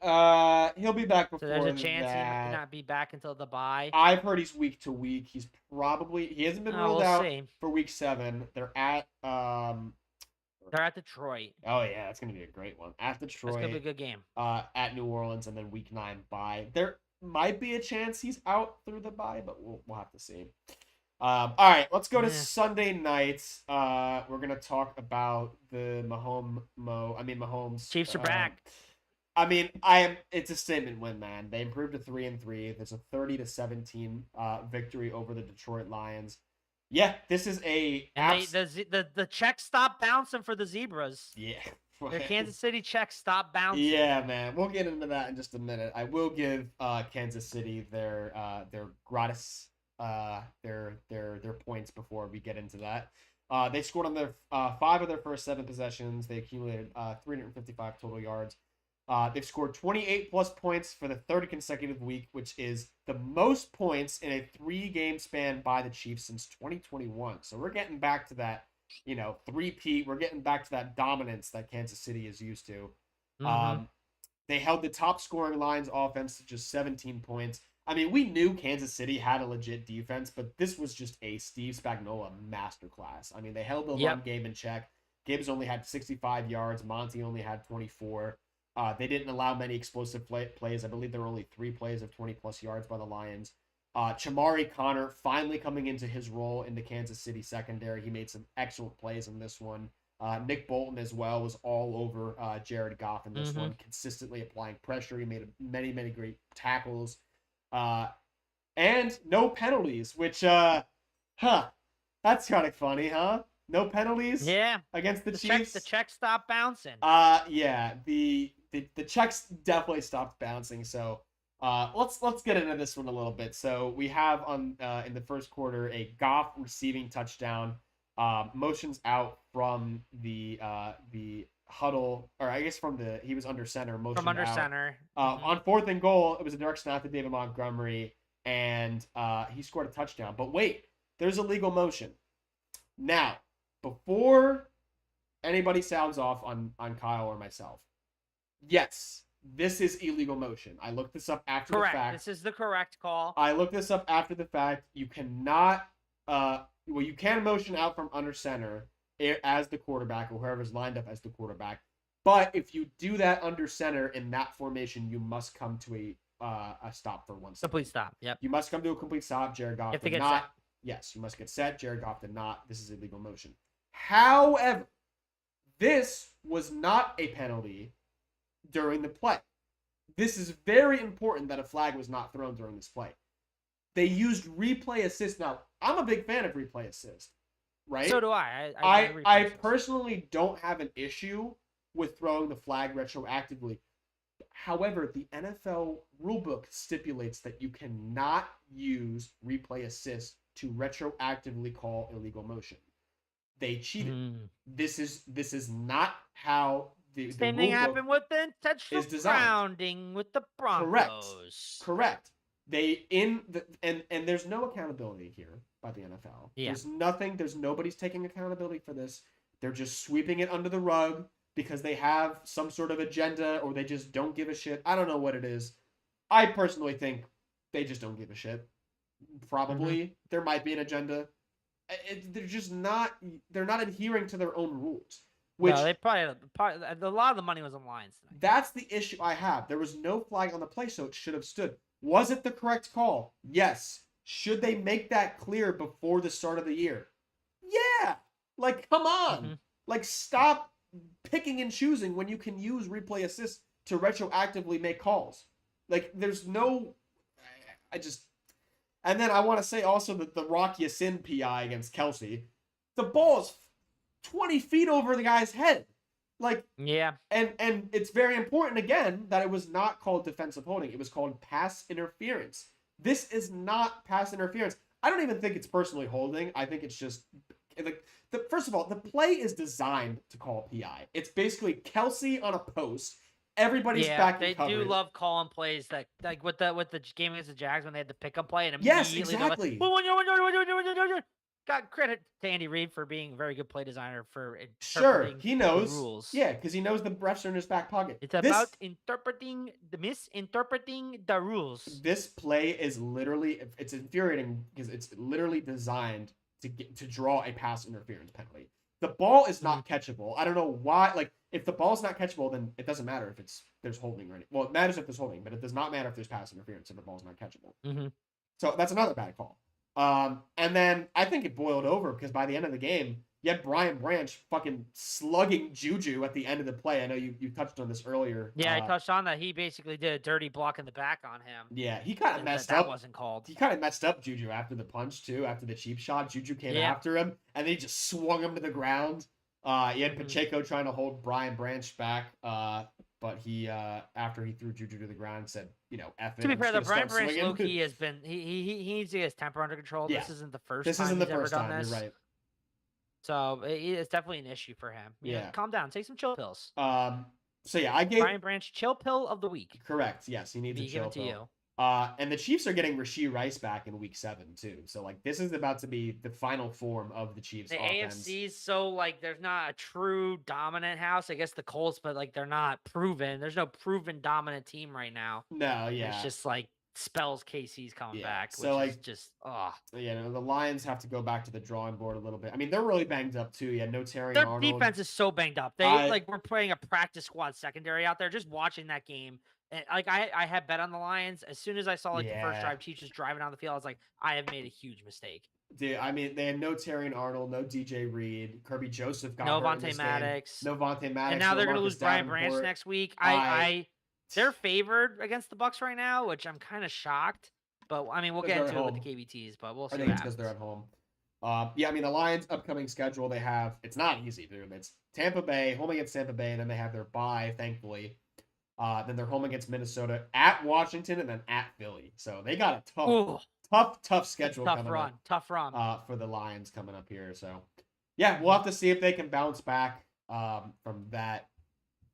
All right, let's wrap up here with Monday Night Football. Again, the NFL. Why are we doing 2 games on Monday night? I'm up too late. No, you see what next week is? Next week we got another 10 o'clock game. It's 2 more again in week 7? Yeah, 2 more again week 7, but one's the 10 o'clock start. Texans, Seattle. You East Coast, you're not watching this game. Who is asking for this, dude? Oh my gosh. Let's focus on this week. Yeah, literally. Let's focus on this week for now. The Atlanta Falcons. 24-14 over, who's that? The Buffalo Bills. 2 straight losses. Oh boy. Man, dude. I mean, holy crap, Atlanta. I mean, I want to say this was a team win for Atlanta. I think the defense played really well, but this was the Bijan win. This was the Bijan and Drake London show to the max, man. I mean, holy crap. I have in my notes Pulse stat line. So that's what they finished with. Thanks, Bijan 19 for 170 and a touchdown. London 10 catches at 158 yards. Man, and a touchdown. Holy smokes! I mean, it was just. I mean, Drake London that first quarter, 5 in the Bijan first quarter alone. Catches for 68 yards. Broke his record, which he had broken last week for most all-purpose yards in a game. Crazy. I mean, so Drake London in the first quarter, 5 catches, 66 yards, and a touchdown. By halftime, he had 9 catches for 147 yards and a touchdown.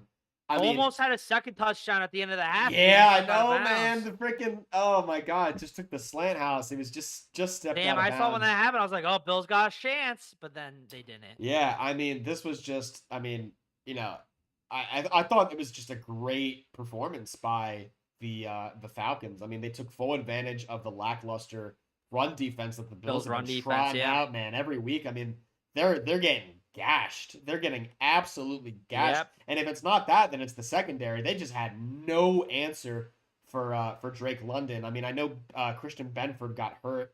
He did return to play the third quarter, and that did kind of tamper the grains that they had through the air in the second half. But I mean, they had no answer for Bijan. They had 335 offensive yards in the first half alone, which is just crazy. There's just no push by their D line. I mean, they plug gaps pretty well, but very rarely do I see them getting any type of push against the opposing O line. It's just they just say the Bills. I think like their schedule so far. I mean, obviously they're 4-2, but like they had close wins against bad teams, and yeah. I don't know, man. This Bills run defense is very concerning. It's very and honestly, concerning. the lack of a true number one receiver is also very concerning. Yeah, I mean, a lot of times they have a lot of mistakes on offense, just throwing it to like just they have a bunch of just guys, a bunch of Jags. You were hoping that Keon Coleman was finally going to take the step forward this year, and he really hasn't. He's kind of just like a jump ball guy. He's really not. Yeah, man. A polished route runner. I mean, look at this man in the routes. Joshua three Palmer, catches for 11 yards. Yeah, 3 catches, 11 yards. That's supposed to be your number one guy. Josh Palmer led the Bills in receiving, 2 catches for 60 yards, and 45 of those yards came on the first play of the Buffalo's first offensive play of the game. So, like, he had 15 yards the rest of the way. Josh Allen. I mean, I got to ask you, what's the narrative now around Josh Allen? Because this is 2 weeks where he's looked pretty bad himself, you know? I think it's just the fact that, like, this has always been the case with the Bills. Like, the Bills last year were so good when, like, when they're not super reliant on Josh Allen. Once you have to say Josh Allen save us, that's when the turnovers and everything start coming in. He had 2 more in this game. We've seen it the past 2 weeks. Yeah. He had two turnovers in this game. 2 interceptions. He also fumbled one at the very twice. end of the game. None of them were lost. He did fumble twice, but it was recovered. Yeah, neither were lost, but he did fumble twice. So I mean, putting the ball in the other team's hands almost 4 times in this game. I mean, I know you know what Josh Allen is capable of doing, but to your point, I think you made an excellent point. They're good when they don't have to rely on him. I mean, James Cook was having a very tough time getting involved in this game early on. He did finish with 87 yards on 17 carries. He had a pretty good second half, but there were just no finish to the drive. I think the Bills were kind of telling Josh Allen, like, find somebody, and it just really wasn't working out. He's only 15 of 26 15 passes completed for Josh Allen. That's kind of concerning. Real quick on this one, I'll just touch really quick on the Atlanta defense because I do want to give them their credit where credit's due. They've had, I mean, the rookies this year, James Pierce and, oh my God, I'm going to kill myself because I don't remember the other guy's name. Give me 1 second. The one they traded. Did they trade up for Pierce, or was it that the other guy? Pierce they traded up for. Why don't I know his name? James Pierce is who they traded up for. Jalen Walker. How can I? Yes. Jalen Walker they traded up for. No, he's from Georgia. Jalen Walker's James Pierce. You're right. Yeah, the other guy's from Texas. Yeah. I mean, the rookies have been sensational. I think that they are a bit concerning outside of AJ Terrell at safety or at quarterback still. I think their secondary leaves a little bit to be desired still, and I'm not too sold on Michael Penix, but the defense, stout. Mm-hmm. Very, very stout defense. So I got to give Atlanta credit where credit is due. That is an absolute statement win for Atlanta. Yeah. I just think you gotta put them together a bit more, you gotta get a bit more consistency if you're an Atlanta fan. I think that's what you're looking for. I think the past 2 weeks their offenses looked really good and their defenses look good all season, except for I guess maybe against the Panthers. Yeah. But, Panthers unstoppable. That's kind of been an outlier since the 30-0 loss. That's gonna go. Yeah, that's weird game. That's like one of those weird games when you look back at it and you're like, what? Like Raiders beating the Falcons, the Ravens last year, just like what? Yeah. definitely. All right, Kyle, wrap us up. Monday night. So Bears Monday and Night Football, Commanders. also known as the Troy Aikman, like the meme of the, you've seen the meme of the girl in the office, and it's like the hot guy's like, "What you doing?" And he's like, "Oh, hi, sweetie." And then like the Yes. ugly guy comes in, she's like, "Human resources." Yes. This was that girl was Troy Aikman, and the ugly guy was the Bears, and the cute guy was the Commanders. Yes, Because correct. Troy Aikman was in love with the Commanders despite all their mistakes.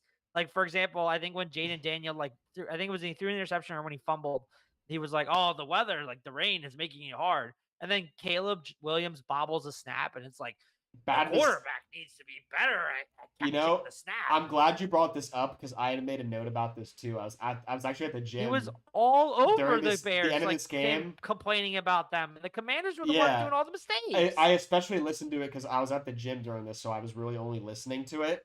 And I'm just sitting there and I'm like, dude, Aikman is all over Jaden Daniels right now. Like, he's absolutely in love with him. I mean, they ended up having like 3 touchdowns, but like he didn't play a great game. One fumble, very costly fumble. 2 fumbles, one was recovered, 1 interception. I just see a little Bill Jakurski, he had a bit costly fumble. I mean, like, it was a close game. The Bears, I think the Commanders were the better team, but you can't win a game when you have 3 turnovers. No, it's going to be tough when you're, and I mean, the last one, to your point, right? That was ultimately the difference. I mean, the Commanders had a lead. They had a 24-22 lead. They were somewhat driving. They were trying to put the game away. And I know the conditions are not optimal, but you are playing in the same conditions as your team, and your opponent, and that's the number one thing you have to do. You're going to keep the ball on the ground, fine. You're going to get conservative, fine. Take care of the football, and that's. Yep.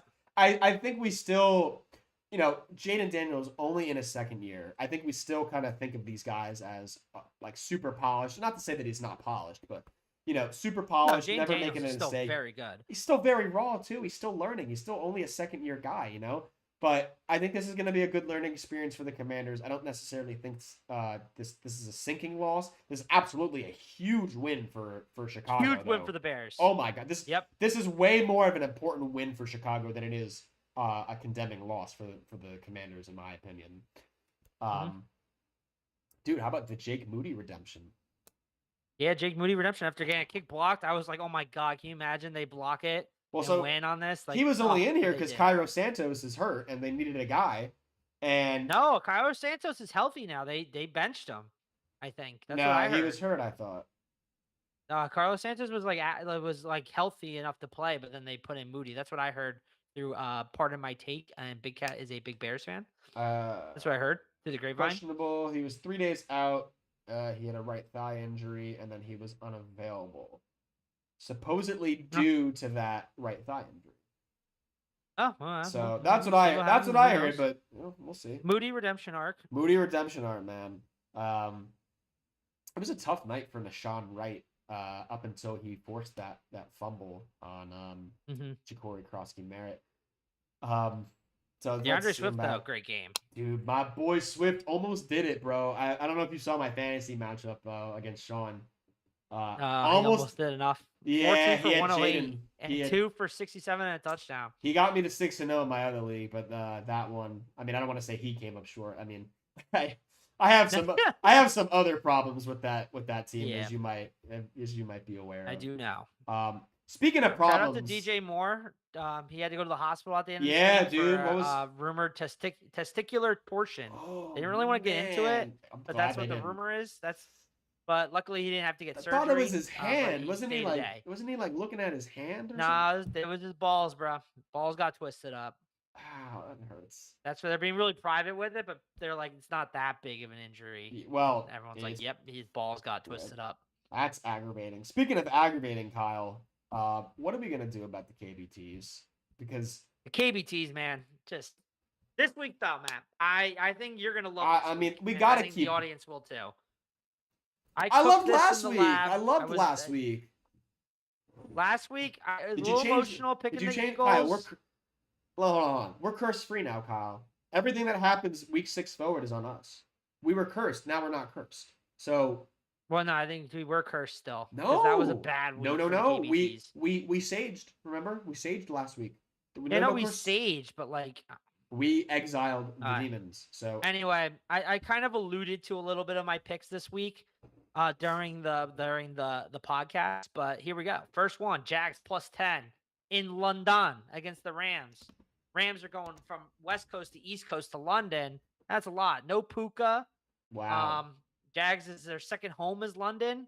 The Rams I don't think they haven't blown anybody out this year. Give me Jags +10. Jags have a good defense. Rams haven't really impressed me much. I think Jacksonville wins, and I also think they're not going to get blown out. Starting off on a good foot, I agree. Jags +10. Next one, New England money line. Mike Vrabel revenge game. He wants to make a statement. The Titans knew about it. They fired their head coach just to make it less embarrassing. New England's going to win this game. I think New England wins it big, covering the original spread. But I think New England. I don't see them losing this game. On the road, give me New England money line at Tennessee. Currently 7-point favorites. The only way I see New England losing this game is because they can't be 5-2 for whatever reason. Which doesn't logically make sense, but like, you know what I'm saying? Like sometimes you look at a team's record and it's like, all right, well, do I think this team's more likely to be 5-2, or do I think the other team's more likely to be 2-5? I think it's more likely that the Titans get to 2-5. No, the Vrabel revenge arc, bro. There's no way the Pats are losing next week. He's pissed at the Titans. I mean, the defense of the Patriots hasn't exactly inspired too much confidence, in my opinion. I think I was going to say the only way I see the Patriots losing this as well is that they give up a lot of big plays or they can't get the run game going for whatever reason. I mean, I agree with you. Like, don't get me wrong, I'm picking the Patriots. I mean, I could see this game being close. I can't see New England losing this game. All right. I'm picking New England. Yeah. So.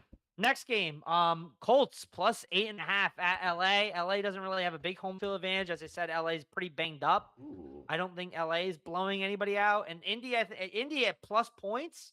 Give me India plus points. I think they're still getting disrespected. I think Indy's played really well. This Chargers team is too banged up to blow out Indy. Give me Indy +8.5. That's a more than a touchdown at 2 points. I think the defensive matchups might be a tad concerning. But to your point, I mean, this Colts team has not failed to put up points. This Colts team has shown the only game they lost was against the Rams, and that was a game they should have won, and they would have covered 8.5. I think the Chargers might win, but I like the I don't think the Chargers are winning by 9. Not more than a touchdown. Yeah. And then our last game, this is more so based on Baker MVP run / the Lions secondary being absolutely unwatchable with how bad they are. Give me Tampa Bay +11.5. Yeah. Tampa and Detroit always play close. I think with how many injuries there are to Detroit, even though there's the injuries on Tampa Bay, Mike Evans might be back this week. Yeah. I don't see how Baker still doesn't tear up this Lions secondary. I think Tampa probably wins outright. And even if they don't, I don't think it's a blowout. I love that. I actually really love that. I mean, dude, 11.5. We're really gonna. I mean, look, I know it's a home game. I know the Lions dominate at home. Lions are good at home. They're great at home. Well, it's not even sugarcoated. Yeah. They're great at home. I think Lions probably could even. I think it's a 50-50 on the spread, like a true 50-50. But I don't see the Lions with how bad, like how much the Bucs were able to come back against the Eagles the one time. Yeah, right. I don't. If anything, I could see this being a backdoor cover on the 11.5. But I don't see Tampa losing by 12 or more. Like, you gotta think about this. Like, the Lions doesn't feel that. Like, the Lions would have to be up 17 points with like 3 minutes left in the game, and then Baker. Like, you're telling me Baker with the ball in garbage and Baker doesn't quit. Like, they're not going to just give up when they're up, but they're going to fight. Yeah, and that's like, we're talking like extreme right now. You know, like we're talking extreme. The Lions are somehow up 17 points in the fourth quarter. Like, I like it. I think it makes sense. Funny enough, I think the most up in the air pick is actually the New England money line. I don't know why. I actually agree. I really like everything else, but I'm not going to tell you to take New England out because they're not going to beat the Titans. Like, that's asinine. Yeah, it's just like, I guess, I don't know. It was bad. All right, feeling. Recap us, and then we'll touch on the rest of the week 7 picks, or the week 7 games. All right, so we got Jacksonville +10 against the Rams in London. Pats money line against the Titans, 1 o'clock. Colts plus 8.5 against the Chargers at 4:00 on Sunday, and then Monday night, game 1 plus 11.5 Tampa Bay at the Detroit Lions. Kyle, let's get a win. Let's get a win. I think we're due. Let's get a win. I think we're due. He said, I think we're due after starting 0-6. I think we're due. Dude, people are going to start fading us. You know this, right? I know. I they're gonna start, I don't want to see that. They're going to start fading the other way. We can't have that. So, all right, let's get into the rest of the Week 7 games. Thursday night, it's the Steelers at Bengals. Yawn. Taking the Steelers. Not picking the Bengals until something changes. If the Bengals can run for more than 50 yards with one of their running backs, I would be impressed. I'm going to take the Steelers on that one. We've got the London game, as Kyle alluded to, Rams and Jaguars, de facto home game for the Jaguars. But the Rams, traveling West Coast to London, are 2.5-point favorites. Well, they're staying in Baltimore. They're actually practicing in the ballpark for they were out there. Yeah, that's right. They were out in Baltimore, so they're not going West Coast. Yeah, but they're away from home for so long. That's never good. That's what happened with the Broncos. Broncos were sluggish against the Jets after being away from home for so long. I think that's just the Jets having that impact on everybody. They're taking them down with them. Yeah, I think I like the Jags in this game, to be honest. I don't want, I think I'm going to pick them straight up. I like the Jags too. We've got the Patriots and Titans, the Vrabel revenge game. Eagles, Vikings, must win for Philadelphia. Oh my God. I'm picking the Vikings. I don't care. I know Matt's not a real fan. I'm picking the Vikings. I know a lot of times, Matt, when you pick the other team and I'm really confident in the Eagles win. So well, good. I hope I'm they glad win. You're picking the Vikings. Good. I hope they win, but I'm picking the Vikings. I think they're going to win. I think Saquon's going to have a huge game. You heard it here first. Okay. Vikings run defense is terrible. If I can sit here and diagnose their offense for free. Saquon 150 plus rushing yards. Calling it right now. Bro, if I can prop lock. If I can sit here and diagnose their offense for literally no money at all, imagine what Brian Flores is. Brian Flores is probably drooling right now going up against that Eagles offense. Yeah, not too much else going on at 1:00. I got Panthers. Yeah, Jets Panthers. That's exciting. That's exciting. Yuck. Giants at Broncos at 4:00. Broncos 7.5-point favorites. That's a lot. I kind of like Giants to cover there. I kind of like Giants. I think I'd take Denver to win, but I think I like the Giants to cover. Denver hasn't blown anybody out. I'd have to think about that one. Yeah, I'd have to think about that one. Colts and Chargers definitely looking like the best of the bunch. Again, Colts are 1.5-point dogs. We're taking them at 8.5 with the teaser. You got the Commanders and Cowboys. Commanders-Cowboys. It's gonna be an exciting game. Yeah, I mean we had a great game last year that turned out well. It was almost picked the Commanders for the KBTs. They're right now only 1.5-point favorites. Only 1.5. That's kind of shocking. Which I don't know. I kind of like that line a lot, bro. I think the Commanders are. The over under is 55.5. Holy smokes! That's a lot. Holy smokes! 55.5. That's the biggest I've seen in quite some time. We've got the Packers and Cardinals too. Packers at Cardinals. Packers getting 6.5 on the road. 6.5 on the road seems like a lot. And the Packers have not been playing particularly well. I know it's the Cardinals we're going up against here, and I know we were just talking about, the collapse is imminent and whatnot, but I actually think it's going to be that one might be a good game. I think that might be sneaky for the Cardinals to cover there. And then we got the Sunday night game, Falcons at 49ers. 49ers getting a 2.5. I'm absolutely taking Atlanta in this game. I don't know about you. I'm 100%. Yeah, I'm taking Atlanta. I'm riding that train until it doesn't work. Yep. And then 2 Monday night games. Why are we doing this? 2 Monday night games. 10 o'clock game. Gross. 7:00. You got the Bucs at Lions in Detroit. Bucs are getting, the Lions are getting 5.5 points at home. Over under 52.5. I don't know. Intrinsically, yes. It says take the over there. But I don't know, man. I don't know. I could see this one being like a weird defensive, like. The over was the thing I was considering, but I can see it being weird. Yeah. And then 10:00, we've got the Texans and Seahawks. And Bills and Ravens on bye. I guess big bye week for I guess I'll watch that Texans Seahawks game. I don't know how much I'll watch of it. I'll watch the first quarter. Yeah, I'll see. All right, I'll get my one more thing out of the way, and then I'll give you the stage.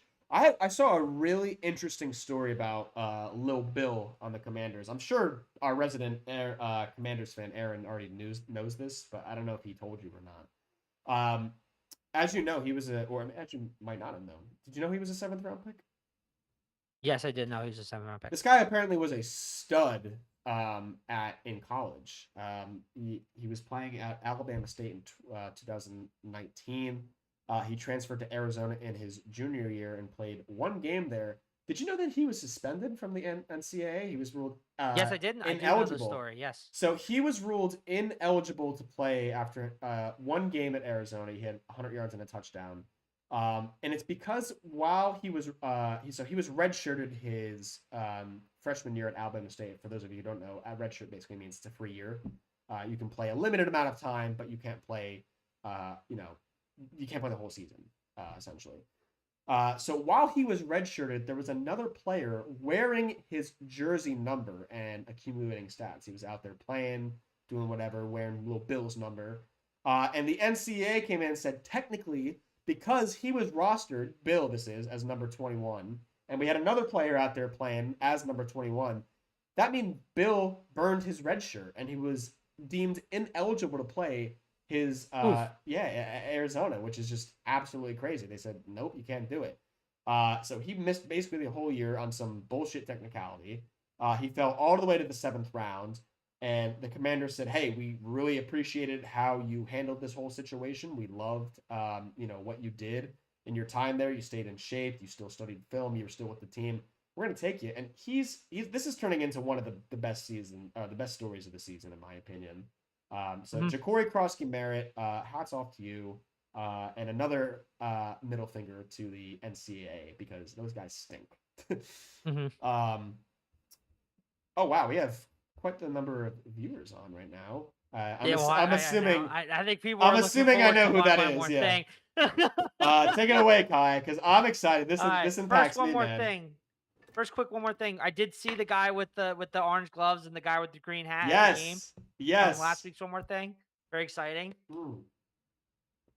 Okay. Well, as we know, I'm excited. From viewers from last year, we are Turkey Bowl every Thanksgiving. Matt and I and several of our friends from our childhood area growing up.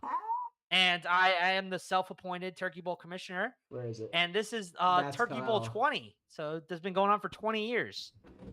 Originally it was our parents, our dads played, but now the kids have taken over. Everybody knows about the Turkey Bowl. The draft has occurred. Sure. The draft has occurred this year. As we respect women, we let 2 women be captains for the first time ever. My sister Jennifer, and then Kate, who is a sister of another player in the Turkey Bowl. And I have the teams here from the draft that occurred. Let's hear it, man. I want to hear it. So here we go. Turkey Bowl 20 teams. Team names still to be determined because the girls have not gone back to me on the team names. Naturally. Lucky enough to get in the draft. Dude, your sister's definitely going to name... She's definitely going to name her team like the Boogers or something. I don't know. We're going to go with Kate's team first. Okay. We're going to go Kate's team. Tony. Jack. Ooh. Matt. Me? Connor. You said me? Ryan. Nick. Josh Schuper. Sean Scally. Was I on that team? Yeah. We just won Turkey Bowl 21, baby. Jenny's team. 20. Kyle. Sam. Josh Scally. Jason. Sean Arfich. Justin. Dylan. And Kenny. Oh my God. Wait, we can't play. Wait, what? How? What's going to be? This is the draft. How did that happen? This is how it happened. What? All right, we might have similar to last year's team. Still, I think there was a couple swaps. Oh my God! I don't know. I like my team. Okay, I love my team. But that's how it is. I love my team, man. Big ups on that. But those are the Turkey Bowl 20 teams. Wow. I'm wow. I'm kind of speechless right now. Wait, can you say that again? What was our team? So your team it's Jack, Tony, Matt, Connor, Ryan, Nick, Josh, and Sean versus Kyle, Sam, Josh Scally, Jason, Sean, and Arfitch, Justin, and Dylan. Wow. Well, you guys have more players, I think, but I don't think we have more players that aren't questionable. Yeah, right now, you guys have 4 players that aren't questionable. We have 5 players that aren't questionable. Okay, that's what I thought. I thought the math worked out there somehow. Mm-hmm. That's extremely exciting. I'm very thankful that I didn't have to draft the team this year, but I'm very thankful that my owner Kate, I guess, the team commissioner Kate drafted a great team. So I'm ready to get on the gridiron, man. I'm gonna start hitting the gym every single day now, Kai. Yeah. I'm gonna be in shape, bro. I'm gonna be in shape. All right, well, I guess that'll do it for us. Thanks for watching, everybody, if you were watching. Or listening, if you are listening on Spotify. We do have our show now available on Spotify this season. We'll be posting those Wednesday after the show by like 5 o'clock. I've been trying to get it up around the same time. So like usually when most people are done with work, they'll be up. We are gonna, Kyle, I know I mentioned this to you. We're gonna get another date on this, or an official announcement on this soon. But I think the 28th, which is a Tuesday, we're gonna have to move that show to the 29th, which is a Wednesday. So you'll still get the KBTs that day. You'll still get the episode on Spotify the next day, which would be Thursday. Oh wait. Give me 1 second. I'm running away real quick. Oh, okay. Mid outro, bro. We have 30 seconds left. Oh wait, yeah, the 28th. Yeah, I wouldn't have been able to do the 28th. Oh, you're checking your calendar. That's what he's doing. Yeah, I thought the 29th I had something, but it was the 28th. So okay, all good. Good thing you checked then. Yeah, so we'll be doing that show. I think that should be week 8. We'll be doing a week 8 show on Wednesday the 29th instead of Tuesday the 28th. I think that's it for announcements. So we'll talk to you guys next week, and thanks for watching and listening.